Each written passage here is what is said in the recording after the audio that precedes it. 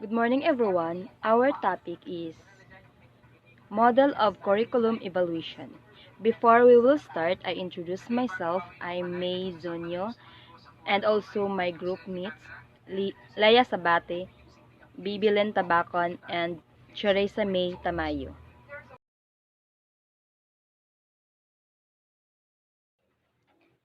Robust Discrepancy Evaluation Model.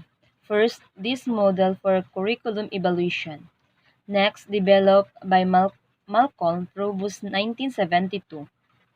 Next, evaluate project under the Elementary, Secondary Education Act United States. Next, using the taxonomy for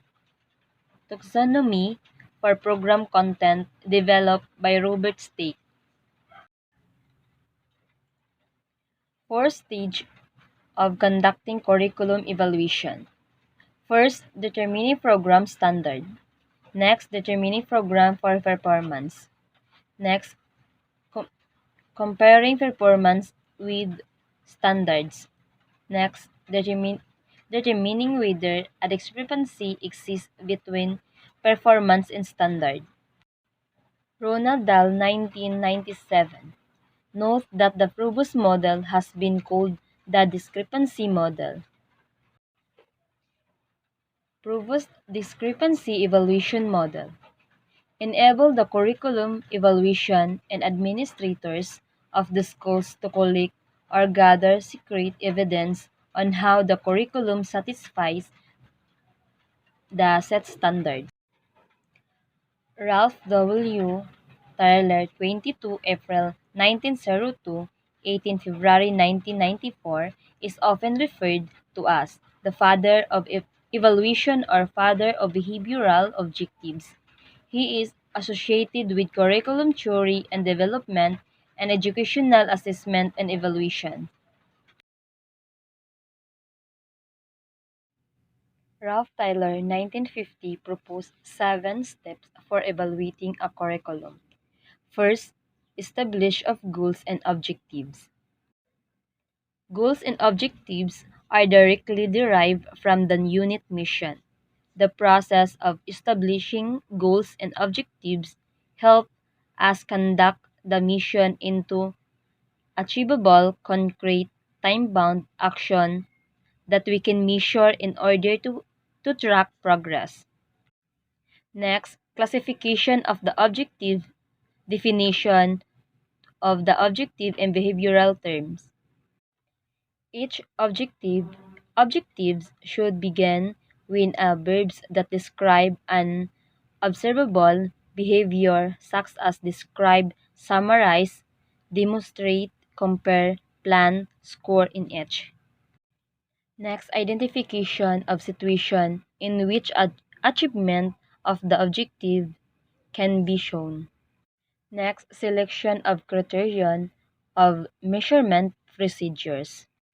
To develop selection criteria, look at each of the knowledge, skills, and abilities to the job description and define standard for a successful performance of the related function. Next is collection of data about pupil performance. It is so important that schools think carefully about both the potential use and also the limitation of the pupils' progress data they collect. And the last, comparison of findings with the stated objectives. Evaluation can use the program's stated objectives and goals to assess program's success or failure. Next, we will gonna discuss the Staffel Beam CIPP model, also known as the Context, Input, Process, and Product.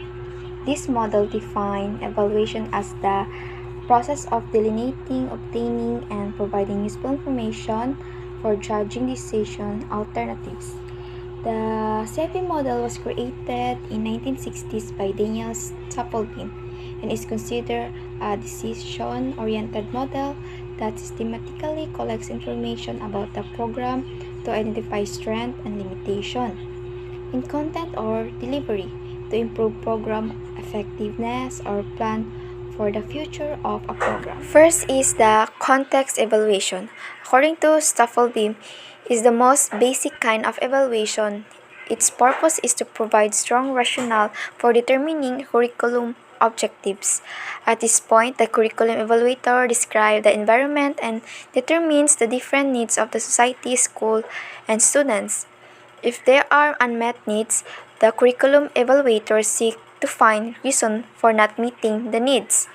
The curriculum context also includes the problem, issues, and challenges that the curriculum seeks to address.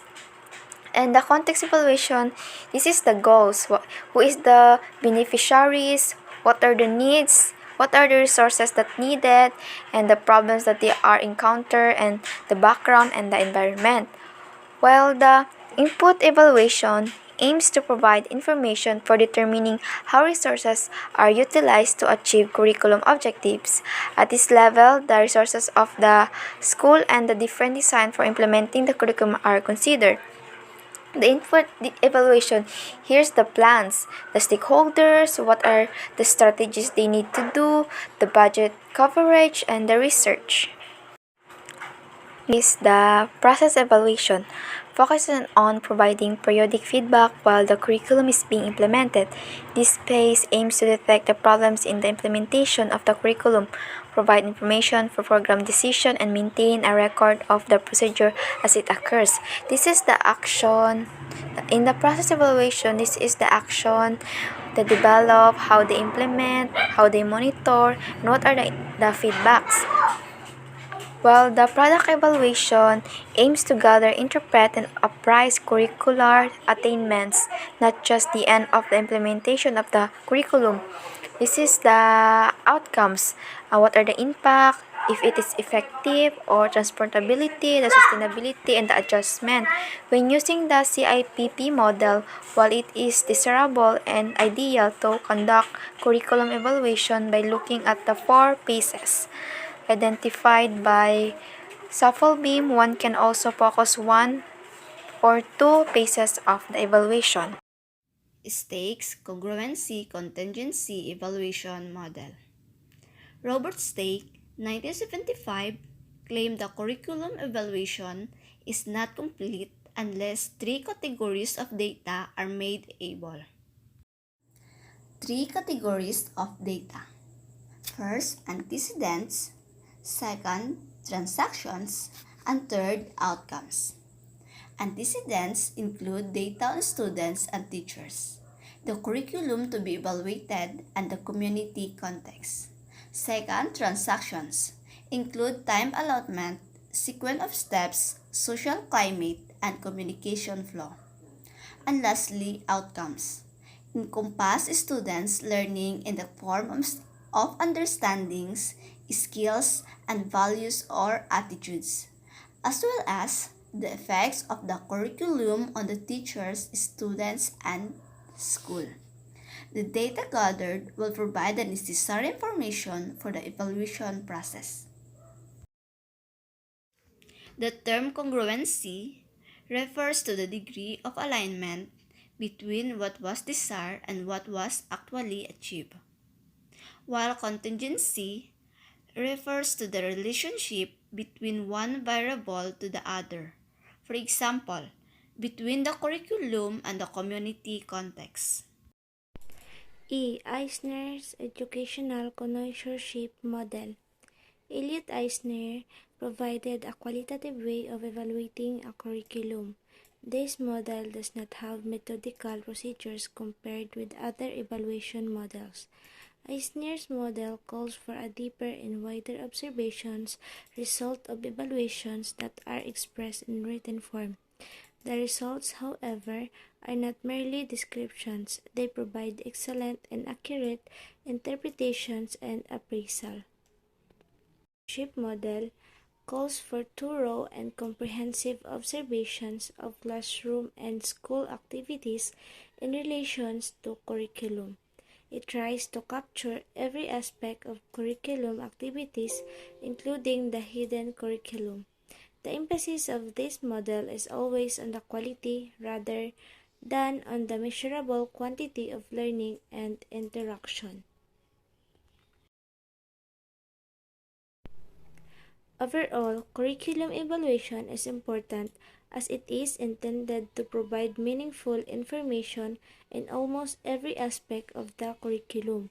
This information or result of evaluation provides strong basis for all decisions done about the planning, design, development, and implementations of the curriculum. Curriculum leaders can utilize the result of the evaluation in instituting educational reforms and in finding ways to make the curriculum more relevant and responsive to the needs of the learners.